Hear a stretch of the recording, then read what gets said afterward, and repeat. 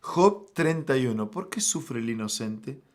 El final del último discurso de Job muestra cuál era su gran duda. Él le pregunta a Dios si hizo algo incorrecto y después de decir una vez más que era inocente, suplica que el Señor hable con él y le muestre la razón de su miseria. Con una lista de pecados en mente, comienza a revisar su vida, mostrando que dio lo mejor de sí y que ciertamente no podía ser acusado de nada. Argumenta, entre muchas otras cosas, que nunca se dejó seducir por una mujer, por una doncella, niega haber cometido adulterio, dice que nunca explotó a ningún empleado ni se aprovechó de su posición privilegiada. Él tenía una clara noción de que Dios ve todas las cosas y llama a las personas a responder por sus actos. Esta percepción de un ajuste de cuentas le era clara y por eso dice en los versículos 13 y 14, si hubiera tenido en poco el derecho de mi siervo y de mi sierva, cuando ellos contendían conmigo, ¿qué haría yo cuando Dios se levantase?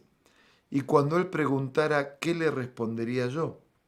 En ese contexto era muy frustrante sufrir incluso habiendo sido tan fiel a todo lo que Dios quería. Llegó a decir que, si estuviese mintiendo, no le importaría si le ocurrirían cosas peores a él o a su familia. La memoria de Job era bueno. Él no recordaba ningún motivo para tanto sufrimiento. Una vez más, logramos ver claramente que la pregunta es la misma que nos hacemos muchas veces. ¿Por qué sufren los inocentes? El apóstol Pedro dijo una vez que no debemos sorprendernos del sufrimiento cuando estamos cumpliendo la voluntad de Dios. Él dice que es cierto que quien hace el mal es castigado, pero ese jamás debe ser el caso de los siervos de Dios. La Biblia enseña que el sufrimiento puede tener otras razones, además de la directa por nuestro propio error o pecado, además de la que Job tenía en mente. Es curioso darnos cuenta de algo. Al mencionar que era inocente en todo lo que hacía, Job estaba, sin saberlo, describiendo el motivo de su sufrimiento. Dios le dijo a Satanás que él era un hombre bueno, y el enemigo desafió el carácter de Dios a causa de esto. Si Job no hubiera sido fiel, no habría sido el centro del conflicto entre Dios y el diablo en este momento.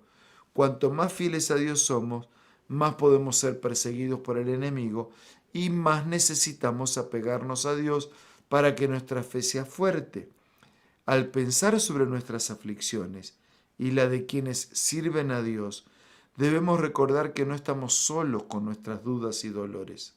A veces, los inocentes realmente sufren, pero al recordar eso, podemos mirar a la muerte más cruel de la historia. Quien era el más inocente fue el que más sufrió y por nosotros. Por eso podemos, gracias a Él, confiar en que nuestras heridas son soportables y que Él nos traerá la cura final. Vamos a orar.